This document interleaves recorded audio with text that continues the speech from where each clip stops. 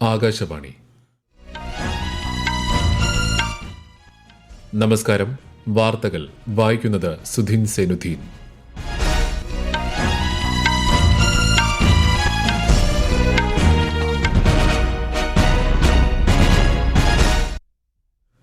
പ്രധാന വാർത്തകൾ. 25ാമത് കാർഗിൽ വിജയ് ദിവസിനോടനുബന്ധിച്ച് പ്രധാനമന്ത്രി നരേന്ദ്രമോദി നാളെ ലഡാക്കിലെ കാർഗിൽ യുദ്ധസ്മാരകം സന്ദർശിക്കും. പാർലമെന്റിലെ പ്രതിപക്ഷത്തിന്റെ പെരുമാറ്റത്തെ രൂക്ഷമായി വിമർശിച്ച് കേന്ദ്ര പാർലമെന്ററി കാര്യമന്ത്രി കിരൺ റിജിജു. കർണാടകയിലെ ശിരൂരിൽ മണ്ണിടിച്ചിലിൽ കാണാതായ കോഴിക്കോട് സ്വദേശി അർജുനായുള്ള തിരച്ചിൽ 10ാം ദിവസവും തുടരുന്നു. എക്സൈസ് നയ അഴിമതിയുമായി ബന്ധപ്പെട്ട CBI കേസിൽ ഡൽഹി മുഖ്യമന്ത്രി അരവിന്ദ് കെജ്രിവാളിന്റെ ജുഡീഷ്യൽ കസ്റ്റഡി ഓഗസ്റ്റ് 8 വരെ നീട്ടി.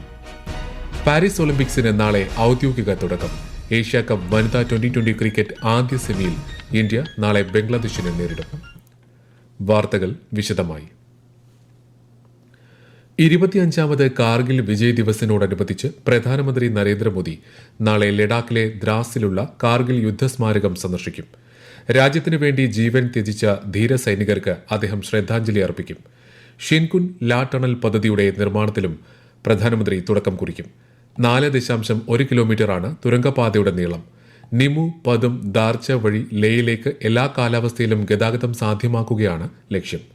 ഏകദേശം 15,800 അടി ഉയരത്തിലാണ് തുരങ്കപാത നിർമ്മിക്കുക. നിർമ്മാണം പൂർത്തിയാകുമ്പോൾ ലോകത്തിലെ ഏറ്റവും ഉയരം കൂടിയ തുരങ്കമായി ഷിൻകുൻ ലാ ടണൽ മാറും. സായുധ സേനയുടെയും പ്രതിരോധ സാമഗ്രികളുടെയും കാര്യക്ഷമമായ കൈമാറ്റത്തിനും ലഡാക്കിന്റെ സാമ്പത്തികവും സാമൂഹികവുമായ വികസനത്തിനും തുരങ്കപാത വഴിയൊരുക്കും.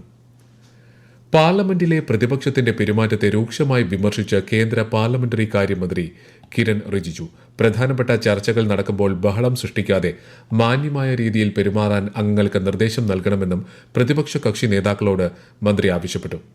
ഇന്ത്യയെ 3ാമത്തെ വലിയ സമ്പദ് വ്യവസ്ഥയാക്കാനാണ് കേന്ദ്ര ബജറ്റ് ലക്ഷ്യമിടുന്നതെന്നും സ്ത്രീകളുടെയും കർഷകരുടെയും ക്ഷേമം ഉൾപ്പെടെയുള്ള കാര്യങ്ങൾക്കാണ് ബജറ്റ് പ്രാധാന്യം നൽകുന്നതെന്നും അദ്ദേഹം ന്യൂഡൽഹിയിൽ വാർത്താ സമ്മേളനത്തിൽ ചൂണ്ടിക്കാട്ടി.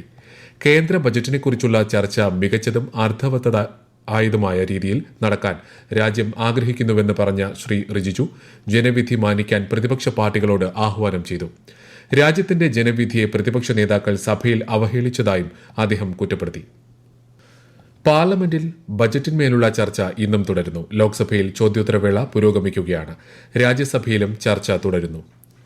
പൊതു ബജറ്റിനെക്കുറിച്ചുള്ള ചർച്ചയ്ക്കിടെ ലോക്സഭയിൽ BJP അംഗം അഭിജിത് ഗംഗോപാധ്യായ നടത്തിയ പരാമർശത്തിനെതിരെ പ്രതിഷേധവുമായി കോൺഗ്രസും തൃണമൂൽ കോൺഗ്രസും. ഇന്ന് രാവിലെ സഭ ചേർന്നപ്പോൾ കോൺഗ്രസിലെയും TMCയിലെയും അംഗങ്ങൾ BJP അംഗത്തിനെതിരെ നടപടി ആവശ്യപ്പെട്ടിരുന്നു. MPയുടെ പരാമർശങ്ങൾ ഉചിതമല്ലെന്നും സഭയുടെ അന്തസ്സിന് ചേർന്നതല്ലെന്നും പാർലമെന്ററി കാര്യമന്ത്രി കിരൺ റിജിജു പറഞ്ഞു.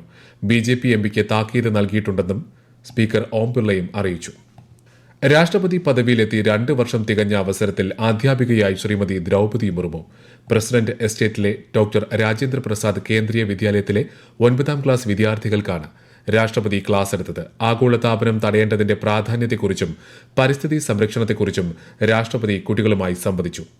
ग्लोबल वार्मिंग को रोकने के लिए हमको क्या क्या करना चाहिए? ज़्यादा से ज़्यादा पेड़ उगाने चाहिए। फिर व्हीकल्स का कम यूज करना चाहिए। Public transport. Ma'am, single use plastic use नहीं करना चाहिए। पर्यावरण के प्रति लोगों में जागरूकता फैलानी चाहिए। Very good.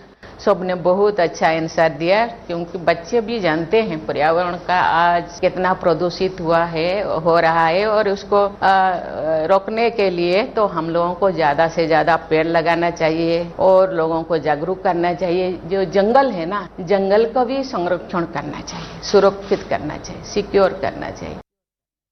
UK-യുമായുള്ള ഉഭയകക്ഷി ബന്ധം ശക്തിപ്പെടുത്താൻ ഇന്ത്യ പ്രതിജ്ഞാബദ്ധമാണെന്ന് പ്രധാനമന്ത്രി നരേന്ദ്രമോദി. ബ്രിട്ടീഷ് വിദേശകാര്യ സെക്രട്ടറി ഡേവിഡ് ലാമിയുമായി പ്രധാനമന്ത്രി ഇന്നലെ ന്യൂഡൽഹിയിൽ കൂടിക്കാഴ്ച നടത്തി. ബ്രിട്ടനുമായുള്ള സ്വതന്ത്ര വ്യാപാര കരാറിനെയും ഇരു രാജ്യങ്ങളും തമ്മിലുള്ള സാങ്കേതിക സുരക്ഷാ സംരംഭത്തെയും സ്വാഗതം ചെയ്യുന്നതായി അദ്ദേഹം സമൂഹമാധ്യമത്തിൽ കുറിച്ചു. ഇരു രാജ്യങ്ങളും തമ്മിലുള്ള സമഗ്രവും തന്ത്രപരവുമായ പങ്കാളിത്തം വിശാലമാക്കുന്നതിന് UK പ്രധാനമന്ത്രി കെയർ സ്റ്റാമർ നൽകുന്ന പ്രാധാന്യത്തെ ശ്രീ മോദി അഭിനന്ദിച്ചു. സ്വതന്ത്ര വ്യാപാര കരാർ സംബന്ധിച്ച പുരോഗതിയിൽ ഇരു നേതാക്കളും സംതൃപ്തി രേഖപ്പെടുത്തി.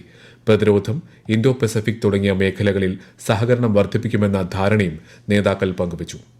ഈ വാർത്തകൾ ആകാശവാണിയിൽ നിന്ന്. ആകാശവാണി വാർത്തകളും വാർത്താധിഷ്ഠിത പരിപാടികളും all India radio news Thiruvananthapuram എന്ന യൂട്യൂബ് ചാനലിൽ ലഭ്യമാണ്. കൂടുതൽ വാർത്തകൾക്കായി @all India radio news Thiruvananthapuram എന്ന ഫേസ്ബുക്ക് പേജും @AER_News_TVM എന്ന എക്സ് ഹാൻഡിലും സന്ദർശിക്കാം. കർണാടകയിലെ ഷിരൂരിൽ മണ്ണിടിച്ചിലിൽ കാണാതായ കോഴിക്കോട് സ്വദേശി അർജുനായുള്ള തിരച്ചിൽ 10ാം ദിവസമായ ഇന്നും തുടരുകയാണ്. അർജുന്റേതെന്ന് സംശയിക്കുന്ന ട്രക്കിന്റെ സൂചനകൾ ഇന്നലെ ലഭിച്ചതിന്റെ അടിസ്ഥാനത്തിൽ ഗംഗാവലി നദിയിൽ നാവികസേനയുടെ പരിശോധന പുരോഗമിക്കുകയാണ്. പുഴയിലെ ശക്തമായ അടിയൊഴുക്കാണ് തിരച്ചിൽ സംഘം നേരിടുന്ന പ്രധാന വെല്ലുവിളി. ട്രക്ക് പുറത്തെടുക്കാൻ ജില്ലാ ഭരണകൂടം കൂടുതൽ സജ്ജീകരണങ്ങളും ഏർപ്പെടുത്തിയിട്ടുണ്ട്. എക്സൈസ് നയ അഴിമതിയുമായി ബന്ധപ്പെട്ട CBI കേസിൽ ഡൽഹി മുഖ്യമന്ത്രി അരവിന്ദ് കെജ്രിവാളിന്റെ ജുഡീഷ്യൽ കസ്റ്റഡി ഓഗസ്റ്റ് 8 വരെ നീട്ടി. ഡൽഹി റൌസ് അവന്യൂ കോടതിയാണ് കസ്റ്റഡി കാലാവധി നീട്ടി നൽകിയത്. മദ്യനയ അഴിമതി സംബന്ധിച്ച ED കേസിൽ കെജ്രിവാളിന് സുപ്രീം കോടതി ഇടക്കാല ജാമ്യം അനുവദിച്ചിരുന്നു. ഗോവയിൽ നടന്നുവരുന്ന ഇന്ത്യൻ അന്താരാഷ്ട്ര ചലച്ചിത്രോത്സവത്തിന്റെ ഫെസ്റ്റിവൽ ഡയറക്ടറായി പ്രശസ്ത സംവിധായകൻ ശേഖർ കപൂറിനെ വാർത്താ വിതരണ പ്രക്ഷേപണ മന്ത്രാലയം നിയമിച്ചു. മേളയുടെ 55, 56 പതിപ്പുകളുടെ ഫെസ്റ്റിവൽ ഡയറക്ടറായാണ് നിയമനം. നിപ രോഗബാധയുമായി ബന്ധപ്പെട്ട് ഇന്നലെ പുറത്തുവന്ന 16 സ്രവ പരിശോധനാ ഫലങ്ങളും നെഗറ്റീവാണെന്ന് ആരോഗ്യമന്ത്രി വീണ ജോർജ് അറിയിച്ചു. ഇതുവരെയായി ആകെ 58 സാമ്പിളുകളാണ് നെഗറ്റീവായത്. ആകെ സമ്പർക്ക പട്ടികയിലുള്ളവരുടെ എണ്ണം 472 ആണ്. പാരീസ് ഒളിമ്പിക്സിന് നാളെ ഔദ്യോഗിക തുടക്കം. ഒളിമ്പിക്സിന്റെ ഉദ്ഘാടന ചടങ്ങിനായി പാരീസ് ഒരുങ്ങി. സെൻ നദിക്കരയിൽ നാളെ ഇന്ത്യൻ സമയം രാത്രി 11 മണിക്കാണ് ഉദ്ഘാടന പരിപാടികൾക്ക് തുടക്കമാവുന്നത്. ചടങ്ങിന്റെ വിശദാംശങ്ങൾ സംഘാടകർ പുറത്തുവിട്ടിട്ടില്ല.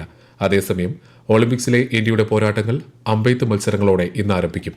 ദീപിക കുമാരി, അങ്കിത ഭഗത്, ഭജൻ കൌർ, ബി ധീരജ്, തരുൺദീപ് റായ്, പ്രവീൺ ജാദവ് എന്നിവർ വ്യക്തിഗത റാങ്കിംഗ് റൌണ്ടിൽ ഇന്നിറങ്ങും. ഒളിമ്പിക്സിലെ ഫുട്ബോൾ, റഗ്ബി മത്സരങ്ങൾ ഇന്നലെ ആരംഭിച്ചിരുന്നു. ഒളിമ്പിക്സിനോടനുബന്ധിച്ചുള്ള പ്രത്യേക പ്രക്ഷേപണം ഉള്ളതിനാൽ രാവിലെ 7:25 ആകാശവാണി വാർത്തകൾ നാളെ മുതൽ ഓഗസ്റ്റ് 11 വരെ രാവിലെ 7:20 പ്രക്ഷേപണം ചെയ്യുക. ഏഷ്യ കപ്പ് വനിതാ 2020 ക്രിക്കറ്റിന്റെ സെമിഫൈനൽ മത്സരങ്ങൾ നാളെ നടക്കും. ആദ്യ സെമിയിൽ ഇന്ത്യ ബംഗ്ലാദേശിനെ നേരിടും. ഉച്ചയ്ക്ക് 2 മണിക്കാണ് മത്സരം. രണ്ടാം സെമിയിൽ രാത്രി 7 മണിക്ക് ശ്രീലങ്കയും പാകിസ്ഥാനും ഏറ്റുമുട്ടും. 2024 US പ്രസിഡന്റ് തിരഞ്ഞെടുപ്പിൽ നിന്ന് മാറി നിൽക്കാനുള്ള തന്റെ തീരുമാനം ജനാധിപത്യ സംരക്ഷണത്തിന്റെ ഭാഗമെന്ന് US പ്രസിഡന്റ് ജോ ബൈഡൻ. പുതിയ തലമുറയ്ക്ക് ദീപം കൈമാറുകയാണെന്നും വൈറ്റ് ഹൌസിലെ ഓവൽ ഓഫീസിൽ നിന്ന് രാജ്യത്തെ അഭിസംബോധന ചെയ്തുകൊണ്ട് അദ്ദേഹം പറഞ്ഞു. നവംബറിൽ നടക്കുന്ന തിരഞ്ഞെടുപ്പിൽ ഡൊണാൾഡ് ട്രംപിനെ നേരിടാൻ വൈസ് പ്രസിഡന്റ് കമല ഹാരിസിന് കഴിയുമെന്നും അദ്ദേഹം വ്യക്തമാക്കി. തിരഞ്ഞെടുപ്പിൽ നിന്ന് പിന്മാറുമെന്ന് പ്രഖ്യാപിച്ചതിനു ശേഷം ആദ്യമായാണ് ബൈഡൻ ഒരു ഔദ്യോഗിക പരിപാടിയെ അഭിസംബോധന ചെയ്യുന്നത്. ഇസ്രായേൽ പലസ്തീൻ വിഷയത്തിൽ അന്താരാഷ്ട്ര തലത്തിൽ വിമർശനങ്ങൾ ഉയരുമ്പോഴും ആയുധ വിതരണത്തിൽ US പിന്തുണ ആവശ്യപ്പെട്ട ഇസ്രായേൽ പ്രധാനമന്ത്രി ബെഞ്ചമിൻ നെതന്യാഹു വാഷിംഗ്ടൺ DC-യിൽ US കോൺഗ്രസിനെ അഭിസംബോധന ചെയ്ത് സംസാരിക്കുകയായിരുന്നു അദ്ദേഹം.